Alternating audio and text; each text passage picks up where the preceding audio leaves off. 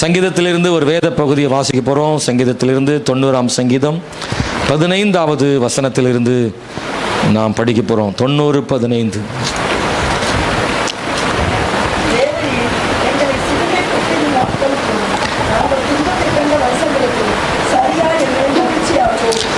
தேவரீர் எங்களை சிறுமைப்படுத்தின நாட்களுக்கும் நாங்கள் துன்பத்தை கண்ட வருஷங்களுக்கும் சரியாய் எங்களை மகிழ்ச்சியாக்கும்.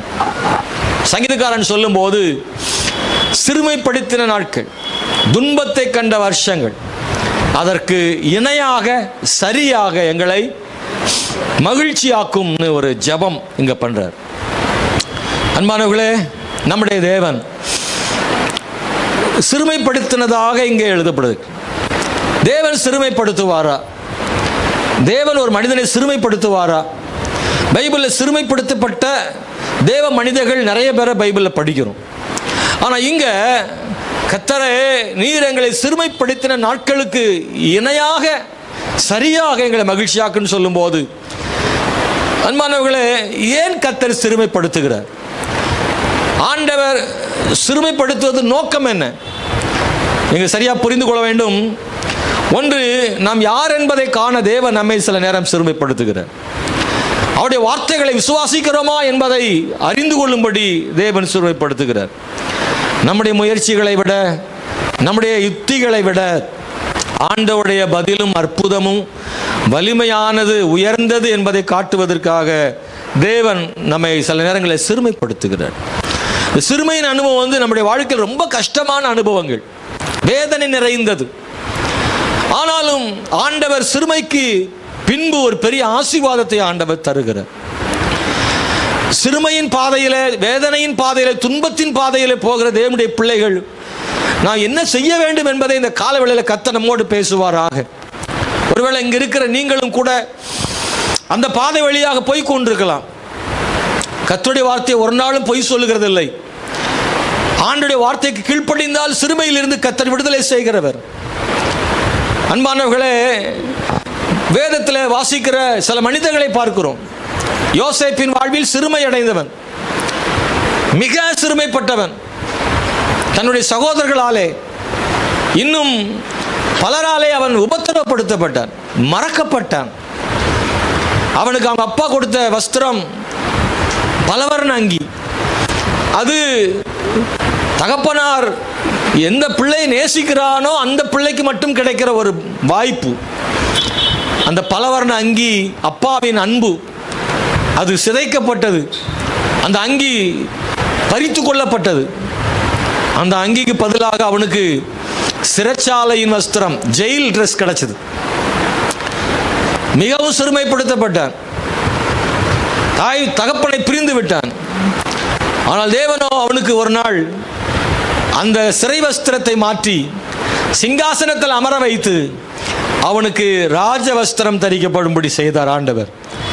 யோசேப்பின் சிறுமையை கர்த்தர் மாற்றினார். தாவீது பட்ட சிறுமையா, படாத சிறுமையா? எவ்வளவு சிறுமை அடைந்தான்! எல்லாராலும் சிறுமைப்படுத்தப்பட்டான். அவனும் தன் சகோதரராலே, தன்னுடைய குடும்பத்தாலே, சவுலாலே, அவனுடைய பிள்ளைகளாலே சிறுமைப்படுத்தப்பட்டு அவன் வாழ்க்கை சிதைந்து போன வாழ்க்கை. ஆனால் தாவீதை தேவன் சிறுமையிலிருந்து சிங்காசனத்தில் கர்த்தர் அவனை உயர்த்தி வைத்தார். பைபிளில் சில வசனங்களை படிக்கிறோம். 66ஆம் அதிகாரம் ஏசாயா புஸ்தகத்தில் 1ஆம் வசனம் சொல்லுகிறது, சிறுமைப்பட்டவர்களுக்கு சுவிசேஷத்தை அறிவிக்க கர்த்தர் என்னை அபிஷேகம் பண்ணினார். மேசியா பற்றிய தீர்க்க தரிசனம் அது. அங்கே ரொம்ப அழகாக சொல்லப்பட்டிருக்கு. சிறுமைப்பட்டவர்களுக்கு சுவிசேஷத்தை சொல்ல, அது ஒரு நற்செய்தி. சிறுமைப்படுகிற தேவ பிள்ளைய, உங்களுக்கு ஒரு நற்செய்தி இருக்கிறது என்று வேதம் சொல்லுகிறது. சங்கீதம் 140:12 படிக்கும்போது, சிறுமையானவனின் வழக்கையும் எளியவர்களுடைய நியாயத்தையும் கர்த்தர் விசாரிப்பார் என்று அறிவேன். சங்கீதக்காரன் சொல்றான், சிறுமையானவனின் வழக்கை கர்த்தர் விசாரிப்பார், சிறுமையானவனுக்கு கர்த்தர் இறங்குவார். சிறியவனை புடிதிருந்து எளியவனை குப்பையில் உயர்த்துகிற தேவன் பைபிளில் படிக்கிறோம்.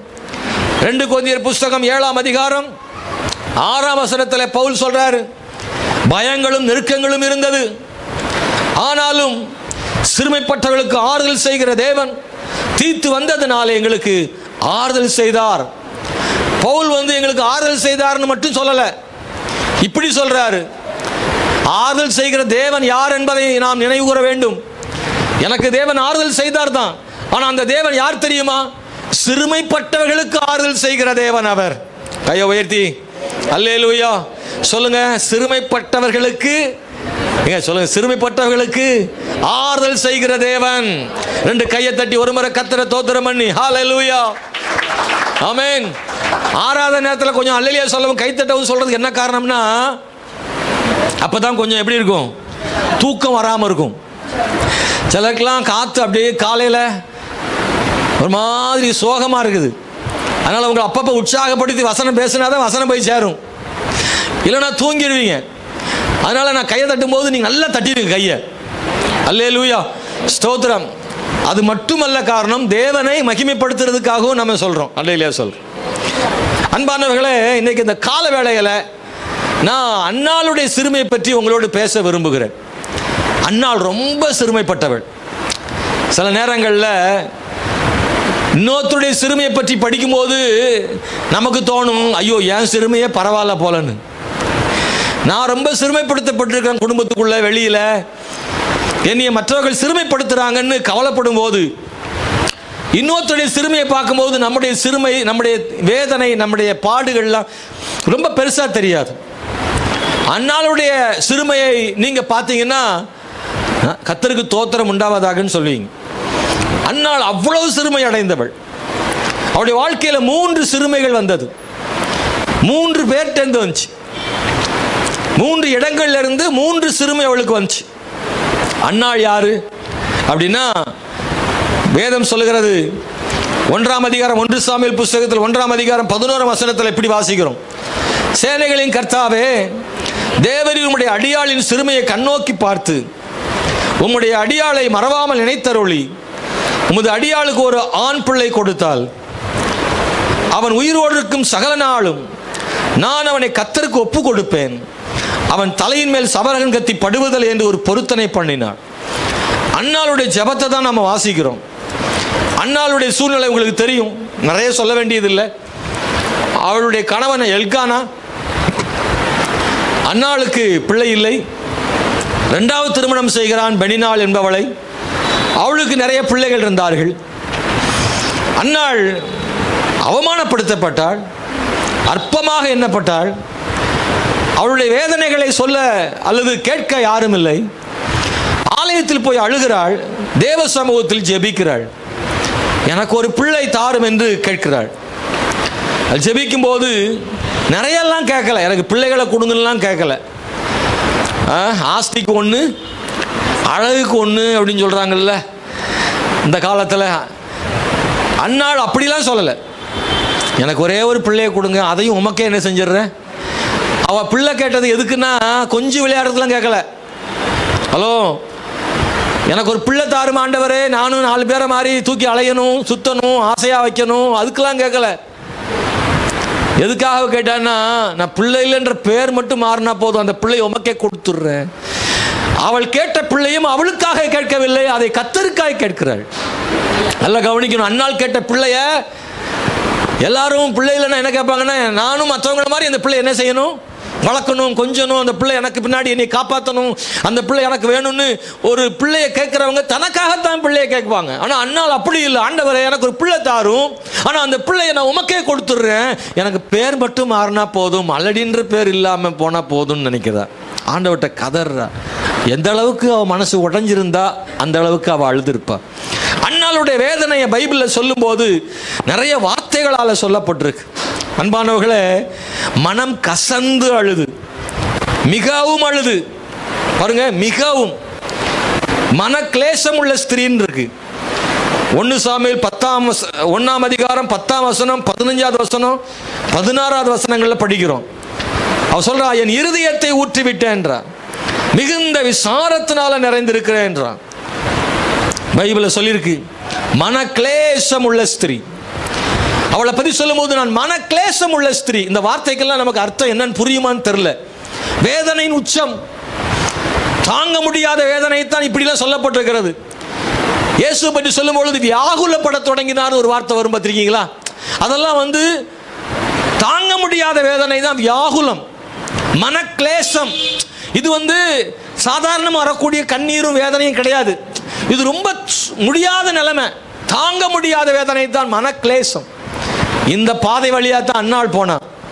அன்னாளுக்கு என்ன வேதனை அப்படின்னா, குழந்தை இல்லைன்ற வேதனை மட்டும் இல்லை, அதை தாண்டி அவள் சிறுமைப்படுத்தப்பட்டாள். யாராலே? அன்பானவர்களே, முதல் வேதனை அவளுக்கு எங்கேருந்து வந்துச்சு? முதல் சிறுமை எங்கேருந்து வந்துச்சுன்னா வீட்டுக்குள்ளே தான், சொந்த வீட்டுக்குள்ளே தான். ஆமேன். அன்னாளுக்கு முதல் சிறுமை வேதனை எங்கேருந்து வந்துச்சுன்னா வீட்டுக்குள்ளே இருந்து பெண்ணினால் தான், வேற அடுத்தாலாம் கிடையாது. அன்பானவர்களே, சொல்லுவாங்க அடுத்தவன் என்ன இப்படி பண்ணிட்டா கூட பாரு, எங்கள் வீட்டுக்குள்ளே உள்ள ஆளே இப்படி பண்ணிடுச்சு, அது நம்மளால் தாங்க முடியாது பாருங்க. எதிரி பண்ணிட்டா பரவாயில்ல, சொல்லுவோம் எதிரி கூட பண்ணா பரவாயில்ல, நான் ரொம்ப நேசிக்கிறவங்களே என்ன அப்படி பண்ணிட்டாங்க, என் குடும்பத்தார் அப்படி பண்ணிட்டாங்க, என் கூட பிறந்தவர் பண்ணிடுச்சு. வீட்டுக்குள்ளே இருந்து ஒரு சிறுமை வரும்போது அதை சிலரால் தாங்கிக் கொள்ள முடியாது. நான் அவங்கள எவ்வளோ நம்பி இருந்தேன், நான் எவ்வளோ அவங்கள நேசித்தேன், எவ்வளோ உதவி செய்தேன் என்று அதில் நினைக்கும் போது அந்த சிறுமையை தாங்கிக் கொள்ள முடியாது. இன்னைக்கு வழக்கமான ஞாயிற்றுக்கிழமை ஆராதனை செய்தியாக நீங்க அப்படி நினைச்சீங்கன்னா இது உங்களுக்கு ஆசீர்வாதமா இருக்காது. கர்த்தர் இந்த காலையில் என் கூட பேசுறாருன்னு நீங்க நினைச்சீங்கன்னா, ஆண்டவர் எனக்கு வார்த்தை தருகிறார் நினைச்சீங்கன்னா, இந்த வார்த்தை உங்க வாழ்க்கையில் ஒரு பெரிய மாற்றத்தை கொண்டு வரும். உங்களுக்கு ஆண்டவர் அப்படி செய்வார். ஆண்டவர் இன்னைக்கு காலையில் தீர்க்க தரிசனமாக வாக்குத்தத்தமாக இதை பெற்றுக் கொள்ளுங்கள். உங்கள் வாழ்வில் ஏற்பட்ட சிறுமையை கர்த்தர் மாற்ற விரும்புகிறார். அல்லேலூயா. தேவன் சிறுமையை மாற்றுகிற தேவன். அவளுக்கு ஏற்பட்ட சிறுமை என்ன? அன்னாள் தான் மூத்த மனைவி, பெனினாள் இரண்டாவது மனைவி. அப்ப யார் சீனியர்? அன்னாள் தான் சீனியர். சீனியர் சில நேரம் ஜூனியராலே சிறுமைப்படுத்தப்படுவது இல்ல. பாருங்க, பெரிய ஆள் பேசிட்டா கூட பரவாயில்ல, நமக்கு கீழே இருக்கிறாள் சில நேரம் பேசும்போது கஷ்டமா இருக்கும். உங்களோட வயதில் குறைஞ்சவங்க, உங்களோட அனுபவத்தில் குறைஞ்சவங்க, உங்களை விட எல்லாத்திலையும் குறைவுபட்டவர்கள், அவர்கள் அனுபவம் இல்லாதவர்கள் கூட, சாதாரணமான ஆட்கள் கூட உங்களை சிறுமைப்படுத்தும் போது அதை தாங்கிக் கொள்ள முடியாது. இவ்வளவு காலமும் கூர்ந்து கவனிங்க. அந்த வீட்டுக்கு யாருன்னா அன்னாள் தான் அந்த வீட்டுக்கு எல்லாமே பார்த்து கொள்ளுகிறவள். அவள் தான் அதிகாரி அந்த வீட்டுக்கு. அதுவரை பெனினாள் வருகிற வரை அவள் தான் அதிகாரி. அவள் பிள்ளை இல்லை என்ற காரணத்திற்காக அவன் இரண்டாவது திருமணம் செய்கிறான். அல்லேலூயா. அதுக்கு பிறகுதான் அவள் என்ன செய்கிறாள்னா, ஸ்தோத்திரம், பைபிள் சொல்லப்பட்டதுனால இரண்டாவது திருமணம் யாரும் யோசிச்சிடாதீங்க, அது அங்கே ஓகே, இப்போலாம் கிடையாது. அல்லேலூயா. பரவாயில்ல பரவாயில்ல, பைபிள் அண்ணாலே வீட்டிலேயே நடந்திருக்கு அப்படின்னு நீங்கள் பிரதர்ஸ் எதுவும் யோசிச்சிடாதீங்க. Bible அனுமதிக்கலை, Bible அனுமதிக்கலை. அன்னாள் பெனினாள் வர்ற வரைக்கும் அந்த வீட்டு சாவி கொத்து அவர்கிட்ட தான் இருக்கு. ஆனால் திடீர்னு என்னைக்கு பெனினாள் வந்தாலோ அன்னைக்கு என்ன ஆயிடுச்சு அப்படின்னா, அவளுக்கு குழந்தை பிறந்த உடனே படிப்படியாக அவள் மேல் கவனம் திரும்புகிறது. இவளுக்கு பிள்ளை இல்லை என்ற காரணத்தினாலும் அவளுக்கு பிள்ளை இருக்கு என்ற காரணத்தினாலும் இப்பொழுது அதிகாரம் அவளுக்கு போகிறது. இப்பொழுது இவள் அற்பமா எண்ணப்படுகிறாள். பைபிள் சொல்லியிருக்கு, பெனினாள் அவளை அன்னாளை மனநோவு உண்டாக்கினாளாம், மனமடிவாக்கினால். பைபிள் இருக்கு, மனமடிவாக்கினால், மனசு வேதனைப்படும்படி ஆக்கினா. அப்ப என்ன மாதிரி செஞ்சான்னு தெரியல, ஆனா இவள் மனமடிவாக்கப்பட்டாள். அப்ப பெனினாள் என்ன செஞ்சிருக்க கூடும்? எல்லாத்தையும் போய் இவளை பத்தி கேவலமா சொல்லியிருக்க கூடும், அல்லது இவளை சில வார்த்தைகளை சொல்லி மலடி என்று திட்டி இருக்க கூடும். இல்லை என்றால் இவள் வேதனைப்படும்படி அவள் முன்னாடியே பிள்ளைகளை கொஞ்சி இருக்க கூடும். வேதனைப்படுவான்னு தெரிஞ்சு சில செய்வாங்க பார்த்தீங்களா, தெரிஞ்சு செய்வாங்க. இந்த அம்மா பையன் பாஸ் பண்ணியிருப்பான், அந்த அம்மா பிள்ளை ஃபெயிலாக இருக்கும். இந்த அம்மா போய் அந்த அம்மாட்ட என்ன சொல்லிட்டு இருக்கும், என் பையன் இதில் எத்தனை மார்க்கு அதில் எத்தனை மார்க்குன்னு சொல்லிக்கிட்டே இருக்கும். ஏன்னா அதை சொன்னா தான் அவங்களுக்கு வேதனை வரும். நீங்கள் நல்லா கவனிச்சிக்கிங்களா? ஆமே, உன்னை வச்சிருக்கிறவங்க ஒன்று இல்லாதவங்க கிட்ட போய் என்ன செய்வாங்க, பெருமையாக பேசுவாங்க. அப்போ அவங்க மனசு ரொம்ப புண்படும்.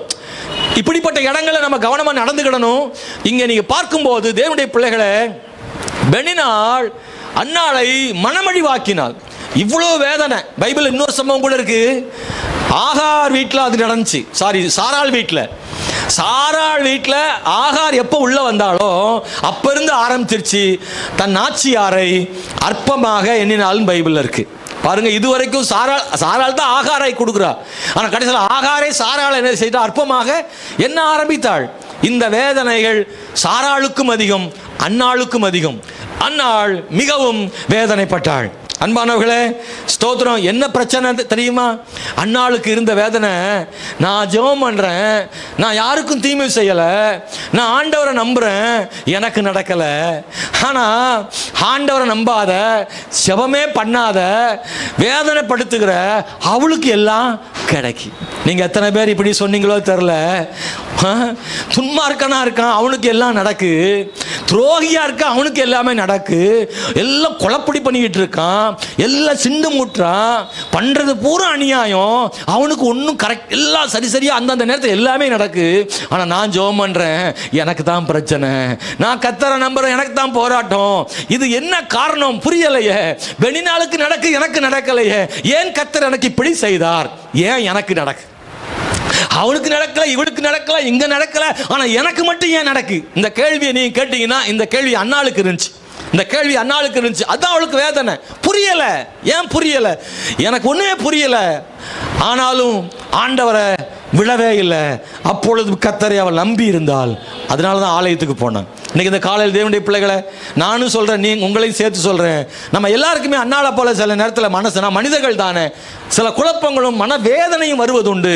நம்மையும் நம்முடைய குடும்பத்தையும் நம்முடைய சூழ்நிலைகளையும் சிலராலே அவமானப்படுத்தப்படுகிறதையும், குறிப்பாக நம்முடைய குடும்பத்தாராலே, நம்முடைய சொந்த பந்தங்களாலே, நம் வீட்டுக்குள்ளேயே இருக்கிறவர்களாலே நாம் சில நேரம் சிறுமைப்படுத்தப்படுவோம், அற்பமாய் பேசப்படுவோம். அப்படிப்பட்ட ஒரு சூழ்நிலையில தான் அவன் சிறுமைகளை மகிழ்ச்சியாய் மாற்றுகிற கர்த்தர் அவர் கையை மட்டும் பிடிச்சுக்கணும், விட்டுறக்கூடாது. எவ்வளவு சிறுமை வந்தாலும் சரி, அவர் கையை மட்டும் விட்டுறாதீங்க. ஏன்னா அவர் தான் நம்மை தூக்கி எடுக்கிறவர். ஹல்லேலூயா, ஹல்லேலூயா. அன்பான தேவனுடைய பிள்ளைகளே, சில நேரங்களில் இப்படியும் நடக்கும். காரணம் புரியாது, ஆனால் கர்த்தரை தேடுவோம். ஏனென்றால் கர்த்தரை தேடுகளுக்கு நடக்காது, கர்த்தரை தேடாதவர்களுக்கு எல்லாம் நடக்கும். அது புரியாது, ஆனால் கர்த்தரை பிடித்துக் கொள்ளுங்கள். சகரியாவும் எலிசபெத்தும் அவர்கள் உண்மையுள்ளவர்களாக இருந்தார்கள் பைபிள் சொல்லுது. அவர்கள் வயதான பிறகும் கூட குற்றமற்றவர்களாக இருந்தார்கள் பைபிள் சொல்லுது. ஆமென், ஸ்தோத்திரம். லூக்கா 1:6 வாசிக்கிறோம். அவர்களுக்கு வயதாகிவிட்டது, முதிர் வயதாக இருக்கிறார்கள், தள்ளாடுகிறார்கள், ஆனால் பிள்ளை இல்லை அவர்களுக்கு. எத்தனையோ பேருக்கு நடக்கிறதே. குடிகார பயலுக்கு எல்லாம் கிடைக்குதே, அவன் அநியாயம் பண்றான எல்லாம் கிடைக்குதே, அநியாயம் வட்டி வாங்குறான் அவனுக்கு எல்லாம் கிடைக்குதே, கலவரம் பண்றானே, ரவுடியா இருக்கானே அவனுக்கு எல்லாம் நடக்குது. ஆனா உண்மையா பயந்து பயந்து ஆண்டவருக்கு பயந்து வாழ்கிற ஒரு பிள்ளைக்கு நடக்காம கூட இருக்கலாமே. சகரியாவும் எலிசபெத்தையும் நீங்க படிக்கும்போது ஆச்சரியமாயிருக்கும். யோவான் ஸ்நானனுடைய பெற்றோர்கள் அவங்க வாழ்க்கையில குற்றமற்றவர்களா இருந்தாங்க. கடைசி வரைக்கும் அவர் பொறுப்பா இருந்தாரு, தேவ சமூகத்தில் ஊழியமும் செய்தாரு. ஆனா அவங்களுக்கு குழந்தை இல்லை. ஆனாலும் கடைசி வரைக்கும் கர்த்தருடைய பணியை செய்யாமல் இல்லை, கர்த்தருக்கு உண்மையா இருந்தார்கள். தனக்கு நடக்காட்டாலும் தனக்கு கிடைக்காட்டாலும் அவங்க கர்த்தருக்கு குற்றமற்றவர்களாய் கடைசி வரைக்கும் இருந்தாங்களே. ஹல்லேலூயா. சில வேளைகளிலே இப்படியும் இருக்கலாம். கர்த்தருக்கு பயந்து வாழ்கிறவர்களுக்கு தீமையும், கர்த்தருக்கு பயப்படாதவர்களுக்கு நன்மையும் சில நடக்கும். நமக்கு விளங்கி கொள்ள முடியாது, ஆனால் கர்த்தரை பற்றி கொள்ளுங்கள். ஹல்லேலூயா. அன்னாளுடைய வேதனையை பற்றி நாம படிக்கும்போது அன்பான தேவனுடைய பிள்ளைகளே, அது மிகவும் பெரியது. சிலருடைய வேதனைகளை நாம் ஒருபோதும் புரிந்து கொள்ள முடியாது. சிலர் அழும்போது நாம் நினைப்போம், ஏன் இப்படிலாம் அழுமாக்கணும்னு நினைப்போம். ஆனால் அவங்க வேதனை அவங்களுக்கு தான் தெரியும். சிலருடைய சோகமான முகங்களை பார்க்கும்போது எப்ப பார்த்தாலும் சோகமாவே இருக்குன்னு சிலர் நினைக்கலாம். ஏன்னா உங்களுக்கு புரிஞ்சுக்கிட முடியாது. அவங்க சோகம் அவங்களுக்கு தான் தெரியும், அவங்க கண்ணீர் அவங்களுக்கு தான் தெரியும். அவங்க வேதனைகளை புரிந்து கொள்ள எந்த மனிதனாலும் முடியாது. கூட பிறந்தவர்களாலும் கூட, சில நேரங்களில் பெற்றோராலும் கூட பிள்ளையின் சோகத்தை புரிந்து கொள்ள முடியாது. சில நேரம் பெற்றோருடைய சோகத்தை பிள்ளைகளால் கூட புரிந்து கொள்ள முடியாது. ஏனென்றால் நாம் முகத்தை பார்க்கிறோம், கர்த்தர் மட்டும்தான் இருதயத்தை பார்க்கிறார். ஒரு மனுஷனுடைய கண்ணீரை வேதனையும் அவர் மட்டும்தான் புரிந்து கொள்ளுவார். நான் உங்களுக்கு சொல்றேன், உங்க வேதனையும் கஷ்டத்தை இன்னொருத்தர் புரிஞ்சுக்கலன்ட்டு நீங்க கவலையப்படாதீங்க. ஏன்னா அவங்களால முடியாது. ஏன்னா அவங்க மனிதர்கள் தானே, அவங்க எப்படி புரிஞ்சுக்கிடுவாங்க? எந்த மனுஷனை புரிஞ்சுக்கிட முடியாது. அன்பான தேவனுடைய பிள்ளைகளே, ஸ்தோத்திரம். எலிசா கிட்ட ஒரு சூனேமியால் பெண்ண அழுகிறா. எலிசாவின் கால்களை பிடிச்சு அழுறா. அவர் தீர்க்கதரிசி, அவ அழுகிறா. என்னன்னு எலிசாவுக்கு புரியல. வேலைக்காரன் வந்து தடுக்கிறான், அவர் காலை பிடிக்காதன்னு. எலிசா சொல்றார், விட்டு, அவள் மன கிளேசமா வந்திருக்கிறான், கர்த்தர் அதை எனக்கு மறைத்தார், எனக்கு தெரியல, அவளுக்கு என்னன்னு தெரியல. தீர்க்க தரிசிக்கை புரிந்து கொள்ள முடியாத அளவுக்கு சூனேமியாளுடைய மனதிலே ஆழமான காயங்கள், அழுது புரளுகிறாள். காரணம், அவளுடைய பிள்ளை மரித்து போனான், வாக்குத்தத்தத்தின்படி கிடைத்த பிள்ளை மரித்து போனான், கதறுகிறான். பின்பு அவள் உயிர் பெறுகிறான், அந்த பையன் உயிர் பெறுகிறான். ஆனாலும் ஆமென் ஸ்தோத்திரம், ஒரு மனுஷனுடைய உள்ளத்தில் காணப்படுகிற வேதனைகளையும் பாரங்களையும் எல்லாராலும் புரிந்து கொள்ள முடியாது. தேவ ஜனமே, பார்த்தா அவங்களுக்கு என்னையா அப்படி நம்ம சொல்லுவோம். அவங்களுக்கு என்ன, அவங்க நல்லா தானே இருக்காங்க, காசு இல்லையா, பணம் இல்லையா, சொந்த பந்தம் எத்தனை பேர் இருக்காங்க, அவங்களுக்கு என்ன பிள்ளைங்க இருக்காங்க, அவங்களுக்கு என்ன வீடு இருக்கு. சில நேரத்தில் அவங்க வெளி தோற்றத்தை பார்த்து சொல்லுவோம், அவங்களுக்கு என்ன. இல்ல, அவங்க நிலைமை அவங்களுக்கு தான் தெரியும். Praise the Lord. வெளியே பார்த்து சிலரை நீங்கள் நியாயம் தீர்த்து விடாதிருங்கள். வேதனைகளும் பாடுகளும் அவருடைய மனதுக்குள் இருக்கிறதை நாம் புரிந்து கொள்ள முடியாது. அன்னாளின் வேதனைகளை யாராலும் புரிந்து கொள்ள முடியவில்லை, அப்படி வேதனை அவளுக்கு இருந்தது. யோபு சொல்றாரு 16:17, என் கைகளிலே கொடுமை இல்லாதிருக்கையில் என் ஜெபம் சுத்தமாயிருக்கையிலும் அப்படி ஆயிற்று. யோபு சொல்றாரு, என் கையில கொடுமை இல்லை, என் ஜெபம் உத்தமமா இருக்கு, ஆனா எனக்கு வேதனை நடக்கு. ஆமா, அவனுக்கு உத்தமன் சன்மார்க்கன் யோபு ஒரு தப்பும் பண்ணல.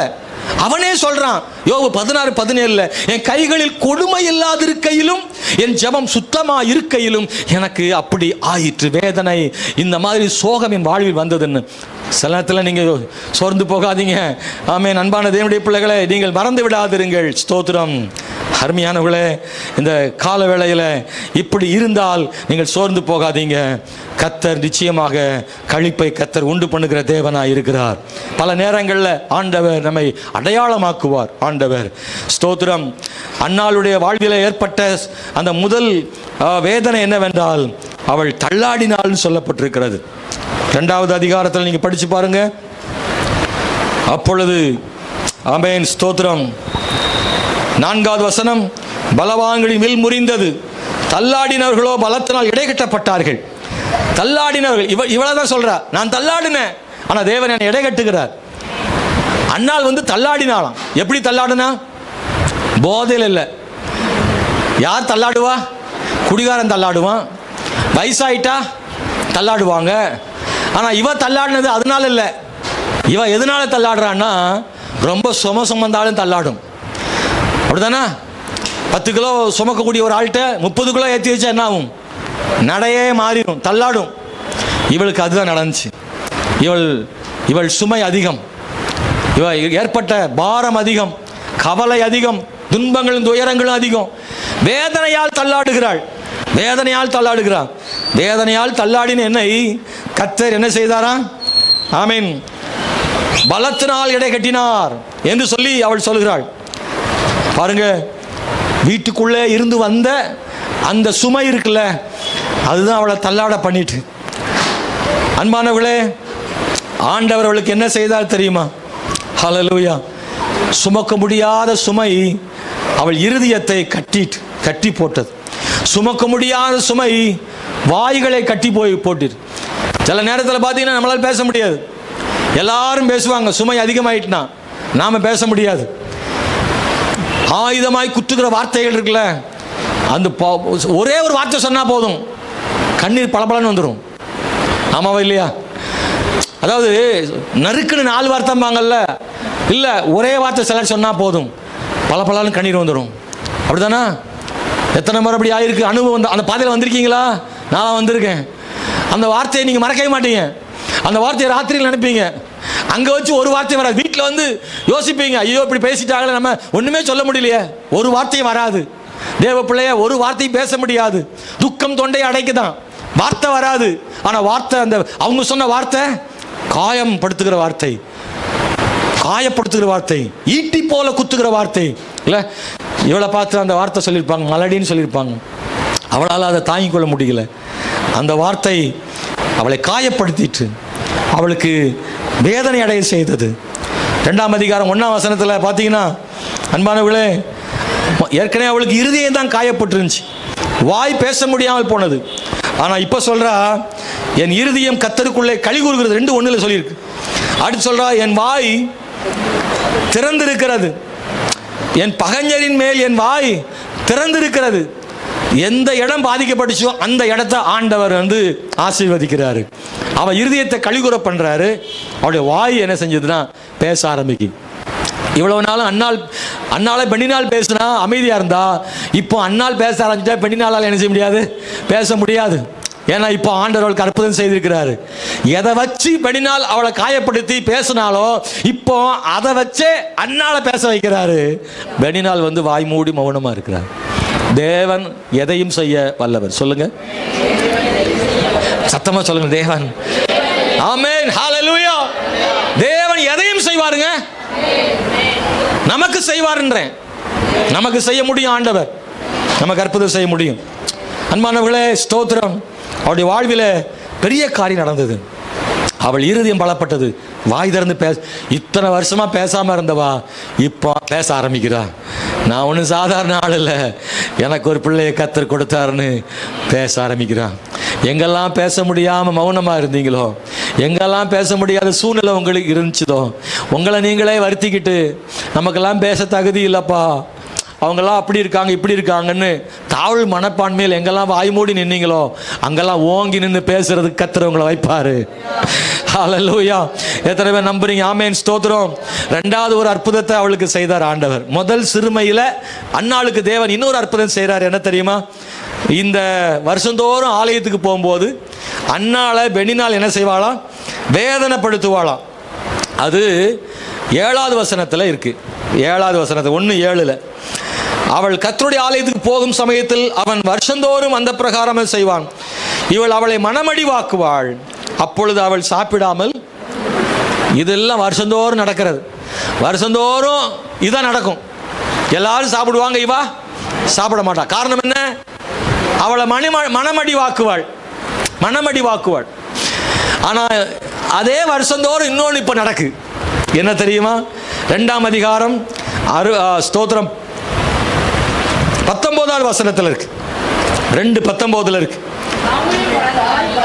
அவனுடைய தாய் வருஷந்தோறும் செலுத்தும் பலியை செலுத்துவதற்காக தன் புருஷனோடு கூட வருகிற போதெல்லாம் அவனுக்கு ஒரு சின்ன சட்டையை தைத்து கொண்டு வருவாள். இப்போ வருஷந்தோறும் என்ன நடக்கு?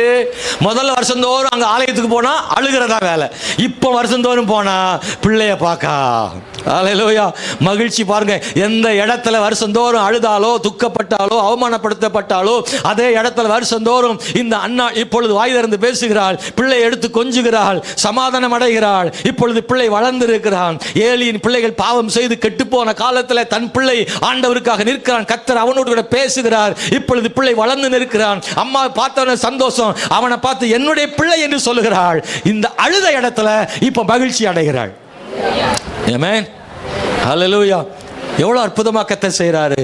அண்ணாளே, எங்க நீ மௌனமா இருந்து வாய் பேச முடியாம இருந்தியோ, இப்போ அங்க பாட்டே பாடுற அளவுக்கு அண்ணாளை கர்த்தர் கொண்டு வச்சிருக்கிறாரு. அவளை ஆற்றி தேற்றுகிறாரு. அவள் பாசமா நிக்கிற இடத்துல கர்த்தர் கொண்டு வந்திருக்கிறார்.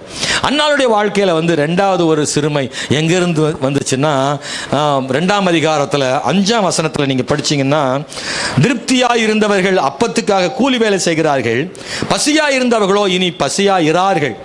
அல்லேலூயா. அன்னாளுக்கு ஏற்பட்ட 2வது சிறுமை என்னன்னா பசி. இப்போ ஆண்டவர் அவளை திருப்தி ஆக்கிட்டார். முன்னாடி எப்படி இருந்தாலாம்? பசியா இருந்தாலாம். என்ன பசி அவளுக்கு? அவளுக்கு இருந்த பசியை யாராலும் போக்க முடியல. அவளுடைய கணவன் அவளை ரொம்ப நேசித்தான். நல்ல கணவன். ஆமென். எப்படியோ 2வது கல்யாணம் பண்ணிட்டான், வேற வழியில் ஊருக்காக. அன்னைக்கு அது பெரிய பிரச்சனை கிடையாது இல்லை, அந்த காலத்துல அது பெரிய பிரச்சனை கிடையாது. ஆனா ரொம்ப ஒரு நல்ல கணவனுக்கு அடையாளம் யாருன்னா எல்கானா. ஏன்னா பெனினாலை விட அன்னாலை தான் ரொம்ப நேசித்தான். பைபிள் அப்படி இருக்கு. அன்னாளுக்கு 1 மடங்குன்னா பெனினாளுக்கு 1 மடங்குன்னா அன்னாளுக்கு 2 மடங்கு கொடுப்பானா. பார்த்தீங்கன்னா அப்படி சொல்றான் 8ஆம் வசனத்துல, அவள் புருஷனாக எல்கானா அவளை பார்த்து, அன்னாளே, ஏன் அழுகிறாய்? ஏன் சாப்பிடாது இருக்கிறாய்? ஏன் சஞ்சலப்படுகிறாய்? சாப்பிட்டியான்னு கூட கேட்க மாட்டாரு.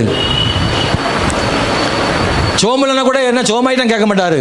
நான் தலைவலின்னு சொன்னா கூட 3 நாளைக்கு என்னாச்சுன்னு கேட்க மாட்டாரு. அப்படி ஒரு நல்ல கணவர்னு ஒரு அம்மா சொல்லிச்சான்ட்ட. என்னென்ன கேட்காத கணவர் நிறையா இருக்கும்போது ஏன் அழுகிறாய் கேட்க ஒரு ஆள் இருக்குன்னா சந்தோஷம் தானே. சில வீட்டில் அழுதா கூட இதே அழுமூஞ்சி அழுதுகிட்டே இருப்பா அப்படின்னு சொல்றதுக்கு ஆள் இருக்கு. அழுதால் உனக்கு வேற வேலையே கிடையாது, எப்ப பாரு இதே அழுக, வீடே அழுது போச்சு அப்படின்னு சொல்ற ஆட்கள் இருக்கும்போது ஏன் அழுகிறாய், ஏன் சாப்பிடாது இருக்கிறாய் அப்படின்னு கேட்கிற ஒரு அன்பான கணவனுக்காக தோத்திரம். அல்லேலூயா. கர்த்தர் உங்களுக்கு அப்படிப்பட்ட நல்ல கணவன்மாரை கொடுத்ததுக்காக தேவனுக்கு ஸ்தோத்திரம் உண்டாவதா. அல்லேலூயா. சிலர்லாம் சிரிக்கிறீங்க, நம்மளும் அந்த கேஸ் தான் நினைக்கிறீங்க, அதனால ஒன்றும் பிரச்சனை இல்லை. ஆனால் இந்த இடத்துல எல்கானாவை பாராட்டாமல் இருக்க முடியாது. அவன் சொல்கிறான் ஏன் அழுகிற அப்படின்னு கேட்குறான். ஆனால் ஏன் சாப்பிடலை, 2 மடங்கு சாப்பாடு கொடுக்குறான். ஆனால் அவள் பசி தீரலை. எல்கானா கொடுக்குற சாப்பாடு அவளுக்கு பசி தீரலை. ஏன்னா காதில் விழுந்த மலடின்ற அந்த வார்த்தை இன்னும் மறையலை. எப்போ மலடின்ற வார்த்தை மறையுதோ அப்போ தான் அவளுக்கு பசி ஆறும். இந்த மலடின்ற இந்த பேச்சு போகணும்னா அவள் பசி ஆறணும்னா அது ஆண்டவராக பார்த்து செஞ்சாதானே ஒழிய இந்த உலகத்தில் யாருமே அவள் பசி ஆற்ற முடியாது. அப்படி ஒரு வேதனைங்க, அப்படி ஒரு வேதனை அண்ணாளுக்கு.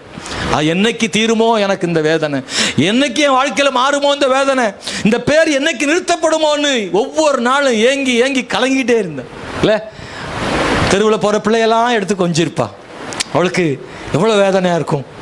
ஒருத்தர் சொன்னாங்க, ஒரு சகோதரி சொல்லும்போது எனக்கு குழந்தை இல்லை, தலையணையெல்லாம் வச்சு பார்ப்பாங்க கண்ணாடியில். வயிறு என்னைக்கு என் வயிறு பெருசாகும்னு தலையணை வச்சு அழகு பார்க்குமா பாவம் அந்த அம்மா. வேதனை அப்படி ஒரு வேதனை. அப்போ அவங்க மனசு எவ்வளோ நொறுக்கப்பட்டிருக்குன்னு யோசிங்க. அன்னாலும் அந்த பாதையில் வந்தவ தானே, அவ்வளோ வேதனை மத்தியிலே வந்தவள். அன்பானவர்களே, இந்த பசி நேரத்தில் தான் ஒன்று நடக்குது. 2வது சிறுமை நடக்கு. என்ன சிறுமைனா, ஆலயத்தில் போய் அவளுக்கு ஏற்பட்ட அந்த பசி அவளுடைய ஆண்டுடைய ஆலயத்தில் ஜெபம் பண்ண வச்சுது. அழுகிறா, ஜெபிக்கிறா, கதறா. எல்லாரும் அங்கே புசித்து குடித்து எல்லாரும் போயிட்டாங்க, எல்லாரும் சாப்பிட்டுட்டு போயிட்டாங்க. பைபிள் அப்படிதான் இருக்கு. அவள் போய் ஜெபம் பண்ண ஆரம்பித்தாள். சீலோவிலே அவர்கள் புசித்து குடித்த பின்பு அன்னாள் எழுந்திருந்தாள். ஆசாரியனாக ஏலி கர்த்தருடைய ஆலயத்தில் வாசலில் உட்கார்ந்திருந்தான். ஹல்லேலூயா. எல்லாரும் சாப்பிட்டு முடிச்சாங்க, இவ சாப்பிடல, இவ பசியா இருக்கா. பசியா இருக்கும்போது ஜெபிக்கிறாள் தேவ சமூகத்தில். ஆனால் 2வது சிறுமை ஒன்று யார் தெரியுமா? முதல்ல சிறுமை சொந்த வீட்டில் இருந்து, 2வது சிறுமை திரும்ப எங்க இருந்து வருது? சொந்த சபையிலிருந்து. அல்லேலூயா. வேதனைக்காக அங்கே ஆலயத்தில் போய் ஜெபம் பண்றா. ஆனால் அந்த ஆலயத்தில் இருக்க ஏலி என்ன செய்றாரு? அவளை பார்த்து ஏ பொம்பளை குடிகாரி அப்படின்றாரு. நீ குடித்திருக்கிறாய், வெறித்திருக்கிறாய். ஒரு உண்மையா ஜெபம் பண்ற ஒரு ஆளை போய் குடிகாரின்னா எப்படி இருக்குன்னு யோசித்து பாருங்க. ஆமென். ஏற்கனவே ஒட்டஞ்சு போய் இருக்கிற ஆளுக்கு குடிகாரின்னா எப்படி இருக்கும்? இதுக்கு மேல அளபலன் இல்லை, அதுக்கு மேல ஒரு வேதனை. குடிகாரின்னு ஒரு வார்த்தை, பயங்கரமான வார்த்தைங்க, பயங்கரமான வார்த்தை. அவள் மனம் உடைஞ்சிருப்பா. இன்னும் எங்கிருந்து இந்த வார்த்தை வரக்கூடாதோ அங்கிருந்து வந்த வார்த்தை. யார் ஊக்கப்படுத்தணுமோ அவர்களால் உடைக்கப்படுவது, யார் ஆறுதல் சொல்ல வேண்டுமோ அவரே உடைப்பது. இது ரொம்ப வேதனைங்க. ஒருவேளை இது நம்முடைய சபையை மட்டும் நினைக்காதீங்க, நமக்கு உதவியா இருக்கக்கூடிய யாரோ ஒருத்தர் அப்படிதான் எடுத்துக்கிறோம். நமக்கு ஊக்கப்படுத்தக்கூடிய ஒருத்தர், பரவாயில்ல அப்படின்னு நம்மளை தைரியம் மூட்ட ஒருத்தர், வேலை செய்கிற இடத்துல நம்ம ஓனரா இருக்கலாம், ஆமென், எஜமானா இருக்கலாம், நம்முடைய நண்பர்களா இருக்கலாம், வெளியில் வீட்டை விட்டு வெளியில் இருக்கக்கூடிய சில நபர்களாக இருக்கலாம். யாரோ ஒருத்தர் புரிந்து கொள்ளாமல் செய்கிற வார்த்தை இது. இதை புரிந்து கொள்ளாமல் செய்கிற வார்த்தை. 2வது ஒன்று ஏலி சொல்றாரு, பேலியாளின் மகளாக நீர் என்னாதிரும்னு யார் சொல்றா? அன்னாள் சொல்றா. அப்பனா ஏலி என்ன சொல்லியிருக்கிறாருன்னு அர்த்தம்? பேலியாளின் மகளேன்னு. பைபிளில் பல இடங்கள்ல பேலியாளின் மகனேன்னு இருக்கு, ஒரு இடத்துல கூட பேலியாளின் மகளேன்னு இல்லை. அன்னால ஒரு ஆளை தான் ஏலி சொல்றாரு பேலியாளின் மகளே. இந்த வார்த்தை பைபிளில் ரொம்ப தரைக்குறைவான வார்த்தை, துன்மார்க்கரை பார்த்து சொல்லுகிற வார்த்தை, வேசியின் பிள்ளைகளை பார்த்து சொல்லுகிற வார்த்தை. இந்த வார்த்தை ரொம்ப கெட்ட வார்த்தை, அல்லது சொல்ல போனா அப்படிதான். அந்த வார்த்தைகளை எல்லாரும் பயன்படுத்த முடியாது. மிகவும் மோசமாக பேசுவதற்கு பயன்படுத்தக்கூடிய ஒரு வார்த்தையை அவர் பயன்படுத்தி சொல்லுகிறார், பேலியாளின் மகளே என்று சொல்லுகிறாள். இந்த ரெண்டு குடிகாரின்ற வார்த்தை, பேளியாளின்ற இந்த ரெண்டு வார்த்தை இருக்குல்ல, அது அம்பு போல எய்கிற வார்த்தை. பெனினால் சொன்ன மலடி என்ற வார்த்தை வீட்டுக்குள்ளே இருந்து எப்படி அவளை குத்திட்டோ, அதே போல வெளியிலே இருந்து அவன் புரிந்து கொள்ளாமல் ஏலி சொன்ன அந்த ரெண்டு வார்த்தைகள் அன்னாளை மிகவும் காயப்பட குத்தினது. இது அவளை இன்னும் வேதனைப்படுத்தினது. அன்பானவர்களே, இந்த காலவேளையில அன்பானவர்களே, ஸ்தோத்திரம், நிச்சயமாக நான் ஏற்கனவே சொன்னது போல நம் வேதனைகளை புரிந்து கொள்ளாத பலர் நம்மை இன்னும் காயப்படுத்தக்கூடும். நான் நினைப்பேன், ஆண்டவரே நான் அப்படி யாரையும் காயப்படுத்த கூடாது என்று நான் செய்தி ஆயத்தம் பண்ணும்போது நான் ஜெபம் பண்ணினேன். ஆண்டவரே, வேதனையில் ஏற்கனவே வேதனையில் இருக்கிறவர்களை நான் அம்பால் எய்து காயப்படுத்தி விடக் கூடாது என்பதற்காக நான் ஜெபம் பண்ணினேன். நாம் அப்படி செய்து விடக்கூடாது. ஆனால் நம்முடைய வாழ்க்கையில் யாராவது நம்மை காயப்படுத்தினால், அம்பு எய்தால், பயங்கரமான வார்த்தைகளால் நம்மை காயப்படுத்தினால், நம்மை பார்த்து கொண்டிருக்கிற கர்த்தர் ஒருவர் இருக்காரு. நம்முடைய கண்ணீரை கழிப்பாய் அவர் மாற்றுகிற தேவனா இருக்கிறாரு. அந்நாளுக்கு ஆண்டவர் அதை செய்தார். பெனினால் காயப்படுத்தின போதும் கர்த்தர் பார்த்து கொண்டிருந்தார். ஆமென். ஏலி காயப்படுத்தும் போதும் கர்த்தர் பார்த்து கொண்டிருந்தார். அதற்கு பதிலாக தேவன் அவளை கழிப்பாக மாற்றினார். இந்த இரண்டாவது காயப்படுத்துதல், சிறுமைப்படுத்துதல் எப்படி வந்துச்சு அப்படின்னா, புரிந்து கொள்ளாததுனால. டக்குன்னு பார்த்தவன அவளை பார்த்தவன வெளியில தெரியுது, அவள் ஜெபம் பண்றதை பார்த்தா குடிகாரி மாதிரி ஜெபம் பண்ற மாதிரி தெரியுது. பேளியாளின் மகளை போல பார்த்தா தெரியுது, தெரியுது. சிலர் நம்மளை சரியா புரிஞ்சுக்கிட மாட்டாங்க.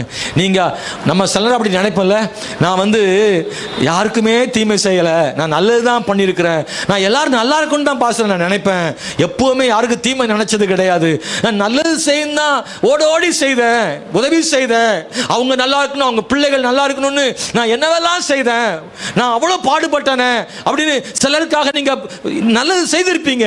ஆனா அவங்க நீங்க நல்லது செய்ததாக நினைச்சிருக்க மாட்டாங்க, நீங்க தீமை செய்ததாக 4 பேர்ட்ட சொல்லியிருப்பாங்க. உங்களை பற்றி கெட்டவர்களாக சொல்லி பரப்பிவிட்ட செய்தி உங்க காதுக்கு வரும்போது உங்க மனசெல்லாம் உடைஞ்சு போயிருக்கும். நான் எவ்வளவு நல்லது நினைச்சேன், ஆனா எனக்கு இப்படி துரோகம் செய்யும்படி செய்கிறார்களே நீங்க நினைக்கும் போது அன்பானவர்களே, அவைகளெல்லாம் புரிந்து கொள்ளாமல் செய்கிறவைகள். நீங்க செய்யும் நன்மைகளை தீமையாக புரிந்து கொண்டார்கள். ஏலியை போல அப்படி தவறாக புரிந்து கொண்ட அந்த வார்த்தைகளை குறித்து கவலைப்படாதிருங்கள். எல்லாரையும் காண்கிற தேவன் ஒருவர் இருக்கிறார். அவர் சரியாக புரிந்து கொள்வார். அவர் ஏலியை போல புரிந்து கொள்வதில்லை, அவர் உண்மையாய் புரிந்து கொள்கிற தேவன். நீ செய்த நன்மைகளை அவர் கணக்கில் வைத்திருக்கிறார். உனக்கான நன்மைகளை அவரே தருவார். ஆமென், ஹல்லேலூயா. கர்த்தர் என்ன செய்தார் தெரியுமா? இந்த இரண்டாவது சிறுமைக்கு ஆண்டவர் என்ன செய்தார் தெரியுமா? 1 சாமுவேல் 2ஆம் அதிகாரம் 1ஆம் வசனத்தில் சொல்லியிருக்கு, என் கொம்பு கர்த்தருக்குள்ளே உயர்ந்திருக்கிறது. ஹல்லேலூயா. தலை குனிஞ்சு நின்னா, ஒரு நாள் நிமிர முடியல, தலை குனிஞ்சு நின்னா, பேச முடியல. ஆண்டவனே அப்படி சொல்லாதிரும், அப்படிதான் சொல்றான். என்னை பேளியாரி மகளாக என்னாதிரும், நான் மிகுந்த வியாகுலத்தோடு ஜெபம் பண்றேன், எனக்கு குழந்தை இல்லை, அதைத்தான் சொன்னான். அன்பானவர்களே, அவள் கொம்பு உயர்ந்திருக்கும்படி செய்தார். எந்த இடத்துல தலை குனிஞ்சு நின்னாலும் அதே இடத்துல ஆண்டவர் அவளை தலை நிமிர பண்ணி கர்த்தர் உயர்த்தினார். அவர் சிறியவனை புழுதியிலிருந்து எடுத்து எளியவனை குப்பையிலிருந்து உயர்த்துகிறார், அவர்களை பிரபுக்களோட உட்கார செய்கிறார்னு 8ஆம் வசனத்தில் சொல்லியிருக்கு. ஆமென். இன்னொன்று சொல்றேன், 1 சாமுவேல் புஸ்தகத்தில் 1:17 தான் ஏலி அவ ஜெபம் பண்ணும்போது ஏலி சொன்னதுக்கு பதிலா எந்த இடத்துல ஏலி அவளை சிறுமைப்படுத்தினாரோ அதே இடத்துல ஏலி இப்போ அவளை கனப்படுத்துறார். அல்லேலூயா. 17 சொல்றாரு, நீ இஸ்ரவேலின் தேவனிடத்தில் கேட்ட உன் விண்ணப்பத்தின்படி அவர் உனக்கு கட்டளையிடுவாராக. யார் சொன்னது? குடிகாரின்னு சொன்ன அதே வாய்ப்பு என்ன சொல்லுது? நீ சமாதானத்தோட போ. அல்லேலூயா. எந்த வாய் உங்களை புரிஞ்சுக்கிடாம உங்களை காயப்படுச்சியோ அந்த வாய் உங்களை ஆசீர்வதிக்கும்படி தேவன் செய்வார். நம்புறீங்கன்னா? ஆமென். நான் நம்புறேன். ஹல்லேலூயா.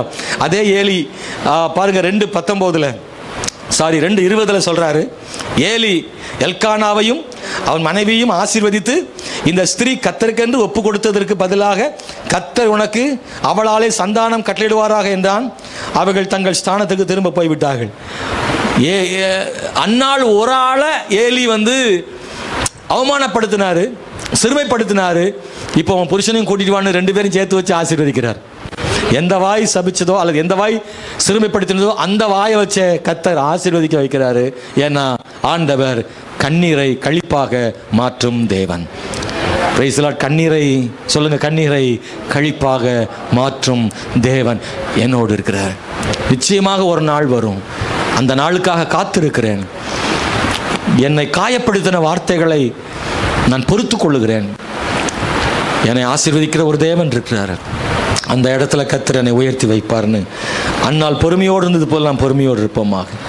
அன்பானவர்களே, இன்னொன்று தெரியுமா? பெனினாளுடைய பிள்ளைகள் பேர், ஒரு பிள்ளை பேர் கூட என்ன செய்யப்படலை, சொல்லப்படலை. ஆனால் அன்னாளின் பிள்ளை பேர் பயங்கரமாக சொல்லப்பட்டிருக்கு. ஆமென். அவன் பேர் சாமுவேல். ஹல்லேலூயா. அன்னாளுக்கு பிறந்த ஒரு பையன் போதும் 1000 பிள்ளைக்கு சமம். அப்படி கொடுத்தாரு, அப்படி கொடுத்தாரு. அதனாலே நீ பட்ட துன்பத்திற்கும் சிறுமைக்கும் சரியாக உன்னை மகிழ்ச்சி ஆக்குகிற தேவன் யாருன்னா, ஒரு நாள் வரும்போது உன் பிள்ளைதாயா தேசத்தில் அதிகாரியாக இருப்பான். ஒரு பிள்ளை கூட இல்லைன்னு சொன்னியே, உனக்கு அள்ளி தருகிறேன்னு கொடுத்தார் ஆண்டவர். சாமுவேலுக்கு பிறகு 5 பிள்ளை பிறந்துச்சு இல்லை, பெண்ணும் ஆணும் கலந்து கொடுத்து விட்டார். ஆச்சி சம்மாளினி, ஒரு பிள்ளையை கொஞ்சிறதுக்கு முடியாதுன்னா உனக்கு கொஞ்சிறதுக்கு நேரமே இல்லை, போ வரிசையாக கொஞ்சிக்கிட்டே இருந்தாலே போதும். 6 பிள்ளைகள் கொஞ்சனா போதும். நிறையா கொடுத்துட்டார் ஆண்டவர். 1 கொடுத்தா 9 கொடுக்குறவர் நம்முடைய தேவன். எத்தனை பேர் நம்புறீங்க? அல்லேலூயா. அன்னாளுடைய ஈகை பயங்கரம். அதாவது வலிக்கிற மாதிரி கொடுத்தா. எப்பவுமே ஆண்டவருக்கு வலிக்காம கொடுக்கறத விட வலிச்சு கொடுக்குறோம் அதிகம். உங்களுக்கு புரியுதான்னு தெரியல. நம்ம கொடுக்கும்போது நமக்கு அது பாரமாக, அது கஷ்டமாக இருக்கணும், அதாவது பாதிப்பு ஏற்படுத்தணும். அது ரொம்ப கஷ்டம், அது ரொம்ப ஆசீர்வாதமானது இல்லை. நல்லா கவனிங்க. நான் இந்த பணத்தை கொடுக்காம இருந்தால் எனக்கு ரொம்ப நல்லது, ஆனால் கொடுத்தா எனக்கு பாதிக்கும்னு கொடுக்குறோம்ல ஆண்டவருக்கு, அது ரொம்ப பயனுள்ளதாக இருக்கும். இந்த மாதம் கொடுக்கவே முடியாது தான், அவ்வளோ கஷ்டம், நெருக்க இருக்குது, தேவை இருக்குது. ஆனாலும் கர்த்தருக்கு கொடுக்குறது நிறுத்தக்கூடாதுன்னு கொடுக்குறீங்கள, அது வலியோடு கொடுக்கறது, பாதிக்கப்பட்டு கொடுக்கறது இல்லை. அதுதான் யார் செய்தா? அந்த விதவை பெண் செய்தா. அது இருந்தால் தான் அடுத்த வேளை சாப்பாடு அவளுக்கு. அதையே கொடுத்துட்டா. தான் பாதிக்கும்படி தியாகம் பண்ணி கொடுக்கிறாள். அந்த கொடுத்தலுக்கு தேவன் நிச்சயமா பலன் தருவான். இப்பதான் ஒரு பிள்ளை அதை கொஞ்சலாம் இல்லை, அதை கொண்டு விட்டுட்டா ஆலயத்தில். அவளுக்கு எவ்வளோ பாதிச்சிருக்குன்னு நினைக்கிறீங்க? விட்டுட்டு ஐயோ வீட்டில் உட்காந்து அழுதுருப்பா, கடந்து அழுதுருப்பா, ஐயோ சாமுவேலே சாமுவேல்னு கதறி இருப்பா, நினைச்சு அழுது இருப்பா. ஏன்னா பால் மறக்கிற வளர்த்துட்டால, அவ்வளோ கஷ்டம். ஆண்டவர் சொல்றாரு, இல்லை சாமுவேலை மறக்கிறதுக்கு இன்னொரு சாமுவேல்ல 5 கொடுக்குறேன், மாற்றி மாற்றி கொஞ்சி அப்படின்னு கர்த்தர் அவளுக்கு கொடுத்துட்டாரு. ஒரு நாளும் கர்த்தருக்கு என்று கொடுக்கிறவர்களை கர்த்தர் ஒரு நாளும் அம்போன்னு விட மாட்டார். ஆமென். அல்லேலூயா. ஸ்தோத்திரம். கர்த்தர் நல்லவர். அந்த ருசியை நான் பார்த்துட்டேன். நான்லாம் இப்போ பெருமைக்காக நான் சொல்லலை, கணக்கெல்லாம் பார்க்குறதே கிடையாது. எனக்கு சபைக்கு கிடைக்கிற வருமானங்களை தசமமாக கொடுக்கணும், ஸ்தாபனத்துக்கு கட்டாயம் கொடுக்கணும். ஆனால் அளவின்படியெல்லாம் கொடுக்குறேன், அதை விட அதிகமாக கொடுக்குறேன். ஏன்னா எனக்கு தெரியும், நான் கொடுத்த எனக்கு ஆண்டவர் தருவார்னு தெரியும். நான் தாராளமாக தான் கொடுக்குறேன், கணக்கு பார்க்குறதே இல்லை.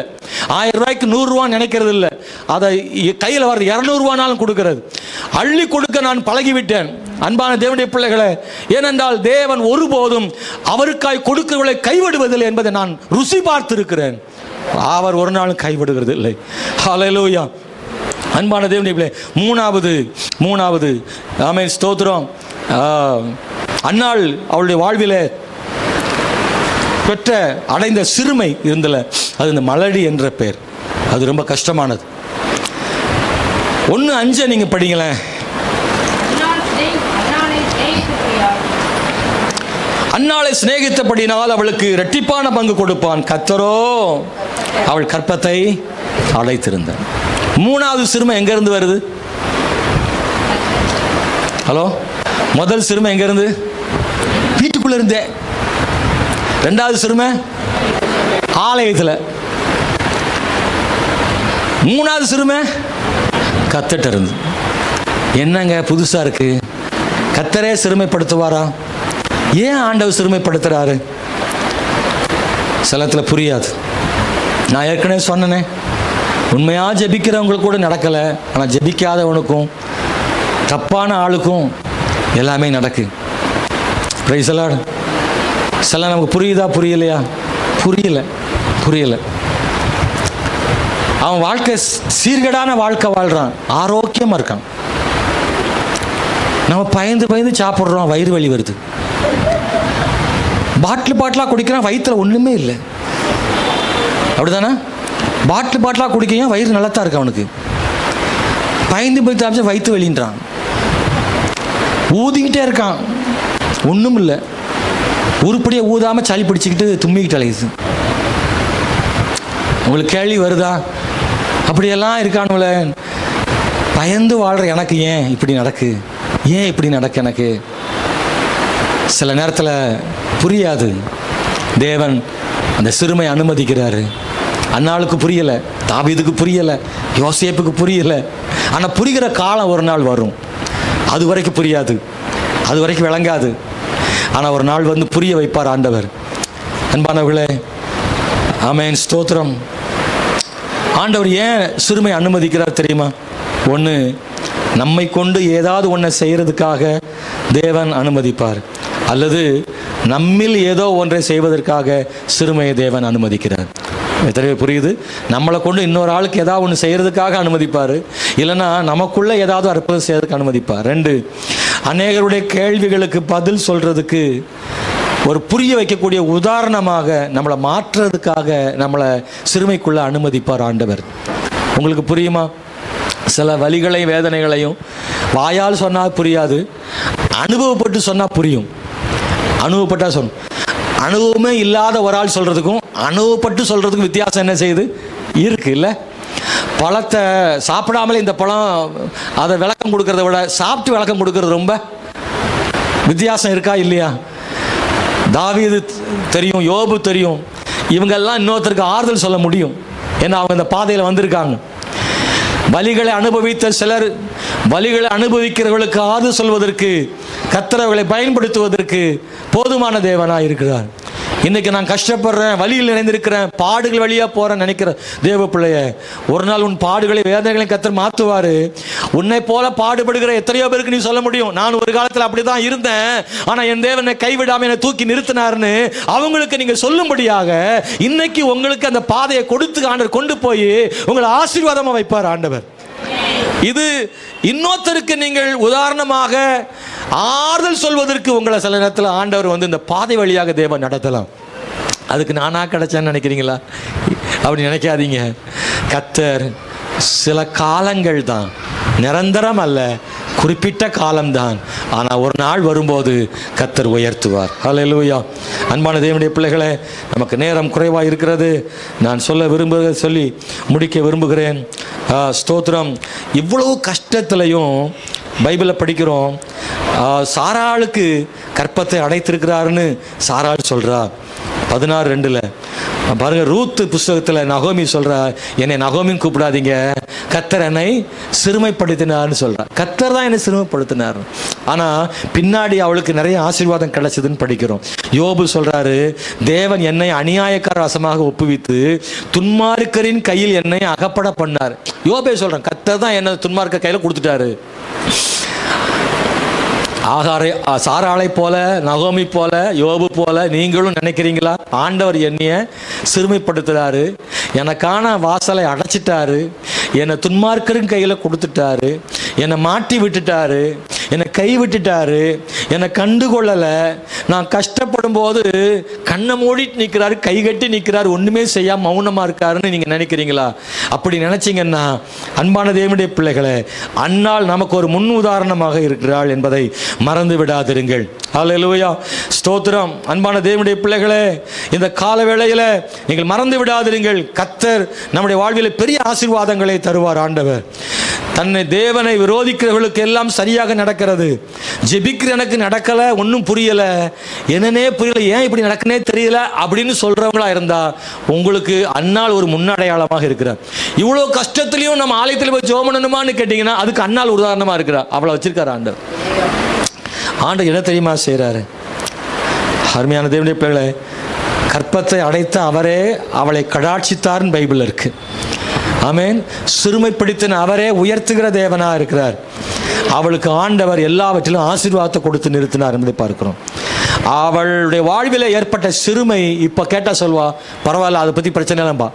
சிறுமைப்படும் போது அந்த சிறுமை பெருசாக தெரிஞ்சுது. ஆனால் இப்போ அண்ணாள்கிட்ட கேட்டால், சாமுவேல்லாம் பிறந்த பிறகு சொல்வா, அதெல்லாம் பெருசு இல்லைங்க, கர்த்தர் இருக்காருங்க, இப்போ சொல்வா. அந்த காலம் வரும், அந்த காலம் வரும். நாம் செய்ய வேண்டிய 3 விஷயத்தை நான் உங்களுக்கு சொல்ல விரும்புகிறேன். அன்னாள் வாழ்வில் பட்ட சிறுமைகளை கர்த்தர் அவளுக்கு மகிழ்ச்சியாக மாற்றினார்ல, அதுக்கு காரணம் என்ன தெரியுமா? 3 விஷயம். 1, அவள் சொன்ன ஆண்டவரை பார்த்து கர்த்தர் ஞானம் உள்ளவர் சொன்னார். 2, 3 படிங்க. இனி மேன்மையான பேச்சை பேசாதிருங்கள், அகந்தையான பேச்சு உங்கள் வாயிலிருந்து புறப்பட வேண்டாம், கர்த்தர் ஞானமுள்ள தேவன். சொல்லுங்க, கர்த்தர் ஞானமுள்ள. ஏன் அன்னாள் கர்த்தர் ஞானமுள்ள தேவன் சொல்றா தெரியுமா? ஏற்கனவே நீங்க சொன்னீங்கல்ல, ஐயோ ஏன் தான் எனக்கு இப்படி வந்துச்சதோ, அவன் நல்லா இருக்கா இவன் நல்லா இருக்கா, எனக்கு இப்படி ஏன் வந்துச்சு, நான் பயந்து வாழ்றேன், ஏன் ஒன்றுமே புரியலை நினைக்கிறீங்களே? ஏன் புரியலை? நமக்கு மனுஷ மூளை அல்லது குருவி மூளை கொஞ்சோன்னு மூளை வச்சுக்கிட்டு நம்ம சிந்திக்க நமக்கு புரியாது. ஆண்டவரோ ஞானம் உள்ளவர். கடந்த காலமும் அவருக்கு தெரியும், இப்பவும் தெரியும், வருங்காலமும் தெரியும். எதை எப்போ கொடுக்கணும்னு அவருக்கு தெரியும், எதை செய்தால் நமக்கு நல்லதுன்னு அவருக்கு தெரியும். அதை அப்போ அவர் தருவார்.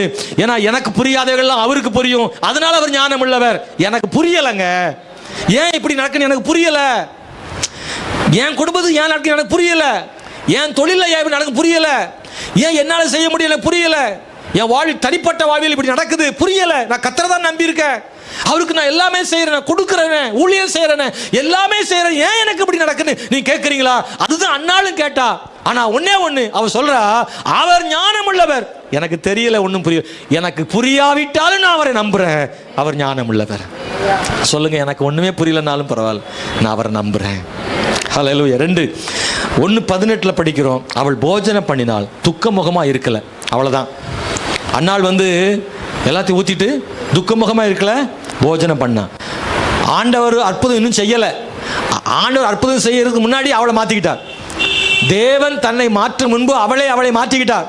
சாப்பிட ஆரம்பிச்சிட்டார். இதுக்கு முன்னாடி எல்லாம் கொடுத்தாங்க, சாப்பிடல. ஆனால் இப்போ அவளே சாப்பிட்றா. கொடுக்கும்போது கூட சாப்பிடல. ஏன் சாப்பிடாம இருக்குன்னு புருஷன் கேட்கும்போது கூட சாப்பிடல. ஆனால் இப்போ அவளே போய் சாப்பிட்றா. ஏன்னா தன்னை அவளே மாற்றிக்கிட்டார்.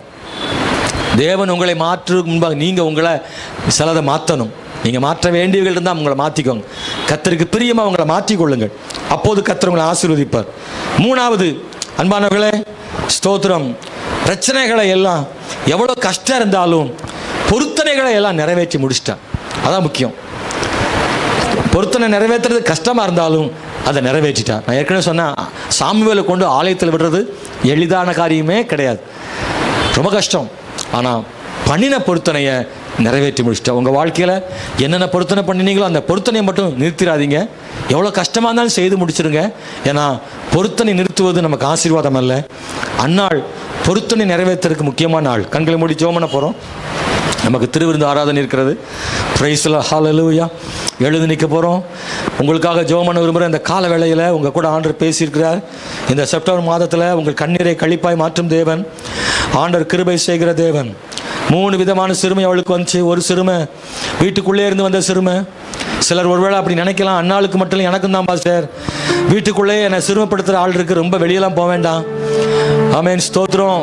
என் பெற்றோர்கள், பிள்ளைகள், கணவன் மனைவி, உடன்பிறப்புகள் என்னை சிறுமைப்படுத்துகிறாங்க, நான் என்ன செய்யன்னு தெரியல, என் கண்ணீரும் வேதனையுமா நிற்கிறேன் என்று நினைக்கிற சகோதரா சகோதரி, உங்கள் கண்ணீரை கழிப்பா மாத்திர ஆண்டவர் ஒருத்தர் இருக்காரு. ஆனால் நீங்கள் கவனமாக இருங்க. நீங்கள் பெண்ணினாளுக்கு விரோதமாக எழும்ப வேண்டாம். நீங்கள் பொறுமையோட கர்த்தருக்காக நின்னீங்கன்னா சிறுமைப்படுத்தின இடத்துலையே உங்களை தேவன் உயர்த்தி உங்கள் கொம்பை கர்த்தர் உயர பண்ணுவார். ஆலயத்தில் சிறுமையா கவலைப்படாதீங்க, பொறுமையோட பதில் அளிங்க, பொறுமையாக காத்துருங்க. எந்த வாய் சிறுமைப்படுத்தியோ அதே வாயினால உங்களை ஆசீர்வதிக்க கர்த்தர் பண்ணுவார். 3வது, கர்த்தரே என்னை சிறுமைப்படுத்துறாரு, அவரே எனக்கு வாசல் அடைச்சிருக்கிறாரு, அவர் தானே எனக்கு எதிராக இருக்கிறாருன்னு நினைக்கிறீங்களா? கர்த்தர் என்னை மறந்துட்டாரு, என்னை கைவிட்டாரு, என் ஜெபத்தை கேட்கல, ஆண்டவரே எனக்கு எதிராக நிற்கிறாருன்னு நீங்க நினைச்சீங்களா? அப்படி சொன்னீங்களா? பொறுமையா ஜெபம் பண்ணுங்க, கர்த்தர் கையில் ஒப்பு கொடுத்துருங்க. எனக்கு ஒண்ணுமே புரியாட்டாலும் இந்த கஷ்டமெல்லாம் ஏன் எனக்கு வந்துச்சுது, இந்த வியாதி எனக்கு ஏன் வந்துச்சுது, இந்த வேதனை ஏன் எனக்கு ஏன் வந்துச்சுது, நான் அவரை தான் நம்பி இருக்கிறேன், ஏன் தேவன் என்னை கைவிட்டார், ஏன் எனக்கு உதவி செய்யலன்னு ஆண்டவர் மேல நீங்க சொன்னது உண்டா? கர்த்தர் செய்ததை எனக்கு ஒன்றும் புரியாட்டாலும் அவர் கையை மட்டும் பிடிச்சிக்கிறேன். ஏன்னா அவர் ஞானமுள்ள தேவன். எனக்கு என் மண்டையில உதிக்கல, என் மூளைக்கு புரியல. ஆனா அவர் ஒரு நாள் தீமை செய்ய மாட்டாரு. அவர் ஞானமுள்ள தேவனா இருக்கிறாரு. நான் அவரை மாத்திரம் பற்றி கொள்கிறேன்னு கர்த்தர் சமூகத்தில் ஒப்பு கொடுத்து ஜெபம் பண்ணுங்க. ஏற்ற வேளை வரும்போது ஆண்டவர் நன்மை செய்து உங்களுக்கு புரிய வைப்பார். அன்புள்ள ஆண்டவரே, இந்த கால வேளையில உம்முடைய சமூகத்தில் ஜெபிக்கிறேன். கர்த்தாவே, இந்த செய்தியின் மூலமாக உம்முடைய பிள்ளைகளுடைய கண்ணீரை களிப்பாய் மாற்றுங்க. யார் யார் என்னென்ன சூழ்நிலையில் இந்த ஆராதனைக்கு வந்தார்களோ எங்களுக்கு தெரியாது. ஆனால் தேவனோ இருதயத்தை பார்க்கிற தேவன் அப்பா. ஹல்லேலூயா, ஹல்லேலூயா, ஹல்லேலூயா. ஓ ஜீசஸ், நன்றி ஆண்டவரே, நன்றி ஆண்டவரே, நன்றி ஆண்டவரே. கர்த்தர் மிகவும் பெரியவர். அப்படியே செய்வீராக ஆண்டவரே. சிறுமைப்படுகிற காலங்களிலே கர்த்தருக்கு உண்மையாயிருக்க பண்ணுங்க. சிறுமை நாட்கள் முடியட்டும், கண்ணீர் நாட்கள் முடியட்டும், வேதனை நாட்கள் முடியட்டும், பிரச்சனை நாட்கள் முடியட்டும் ஆண்டவரே. ஒரு களிப்பான நாட்கள் வரட்டும் ஆண்டவரே. ஓ உம்முடைய பிள்ளைகளுடைய கொம்பு உயரும் நாட்கள் வரட்டும் ஆண்டவரே. வாய் திறந்து பேசும் நாட்கள் வரட்டும் ஆண்டவரே. தலை நிமிரும் நாட்கள் வரட்டும் ஆண்டவரே. எந்த இடத்துல தமிழை நிமிர முடியாம, வாய் பேச முடியாம அப்படியே ஒடுங்கி போய் நொறுங்கி போய் தலை குனிந்து நின்னார்களோ அந்த இடத்துல தலை நிமிர்ந்து நிற்கும்படியாய் கர்த்தருடைய பிள்ளைகளை உயர்த்துவீராக. தேவன் பெரியவர். அப்படி செய்ய முடியும், உம்மால் செய்ய முடியும். கர்த்தர் அப்படி செய்ய முடியும் ஆண்டவரே. கர்த்தர் அப்படி செய்ய முடியும் ஆண்டவரே. அன்னாளை போல மிகுதியாய் அழுது ஆண்டவரே, மனக்லேசத்தோடு அழுது வேதனையோடு பாரத்தால் சுமையால் தள்ளாடி கொண்டிருக்கிற பிள்ளைகளுக்கு நீரே துணை நிற்கும்படி ஜெபம் பண்றோம் ஐயா. நீரே துணை நிற்பீராக. அவர்களை ஆசீர்வதியும். இயேசுவின் நாமத்தில் ஜெபிக்கிறோம் நல்ல பிதாவே, ஆமென்.